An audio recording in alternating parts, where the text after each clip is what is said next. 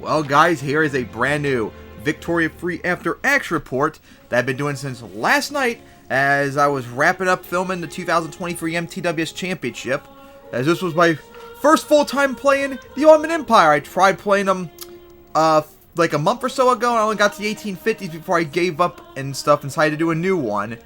And yeah, I could not unfortunately avoid the sick man of Europe, so I had to deal with that BS. But I was able to quickly fix that, as I was doing a whole bunch of mods too. It made a lot more easier to deal with. As you can see, I quickly took over like all of the Arabian Peninsula, and I had this weird thing where in 1840, of course, the truce with Egypt ended, and they attacked me multiple times, and they kept beating the crap out of me even though I had more troops than them, better stats and everything. Very irritating and annoying. But then I finally I was able to reload where they didn't attack me, and I was able to build up, and I was able to attack them later on in the 1850s with France helping them out. But for some reason, as soon as the war started, when I had troops right here, they would immediately take the troops away over to the Syrian front, and I was able to annex me and occupy them 100% just like that. Like, casually just walk away and let me just waltz right in and just take over. Like, the stupidest thing I've ever seen the AI do on here. So yeah, I was able to take over my stuff. I eventually, thanks to this mod where you can, when you puppet a country, you can, if you get your relationship high enough, you can instantly annex them for free, no war or anything. I was able to do it with Persia, and then later on Afghanistan, a lot of Central Asia, and of course later on near the end of the game, started doing like Pakistan pretty much. I eventually took over Serbia, Montenegro, Greece, and I lost, the only country I lost from when I had the sick man of Europe was Wallachia and Moldavia, but once they united, I fixed that problem very quickly. I had to deal with Russia too. It was weird. They couldn't, oh that's right, it was me and Austria fighting off Russia and all them. And Austria was getting obliterated by the Germans, yet somehow the Russians couldn't do anything to them. They wouldn't stop me even down here. Like, even though they had troops down here, I was able to waltz right on them with no problem, take them over, and I was able to win just like that by just holding on. So yeah, that was crazy. And I eventually finished off all of Egypt. I started slowly going down into Africa more. They took over all of Tripitania, whatever, Tunis, and I started taking over more of Algeria. I couldn't take over the rest of the territory France had because game limit in terms of time. And I did a lull and took over Madagascar, which was hilarious. And yeah, once later on I started taking over Russia, you could see. Took over a bunch of the Caucasus, almost all of Ukraine and all that. And later on in the game, I had a revolution. The aristocrats revolted, but they were surprisingly easy to kill despite the fact they had a whole bunch of troops. And I willingly became basically Islamic fundamentalist country. As the yeah, religious theocracy pretty much.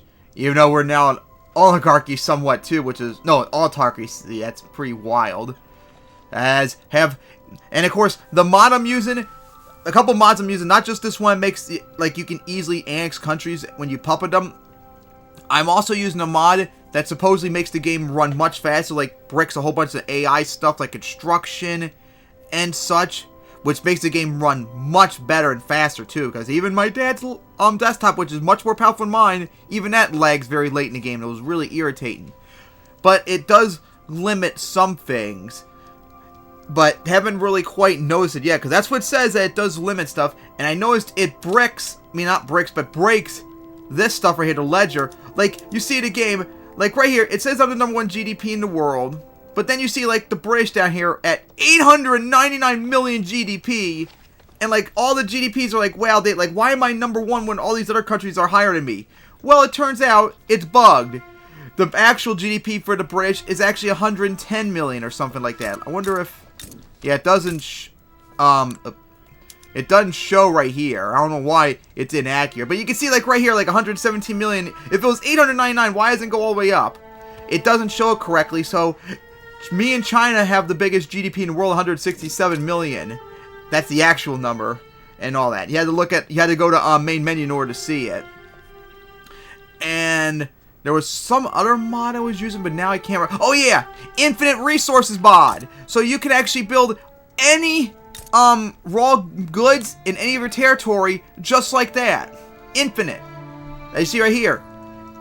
You can build up to whatever number you want, and you can build anything you want. Even gold in all those provinces, and get yourself like stupid rich and OP. Because I remember someone complaining on the page for the workshop on Steam that's too broke because of that, but I didn't even do that. So yeah. This was my 6th highest scoring game right at the moment and all that, and yeah. It was nice to be able to do a game as Turkey and relax mostly.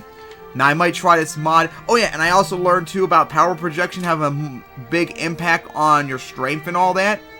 So yeah, that was nice to have learned all that from someone on Discord and all and such, as the industrials are in power. But anyways guys, that wraps up this AAR video. Hope you enjoyed this as the Ottoman Empire turned into a Islamic theocracy Turkey. And now here is the final results.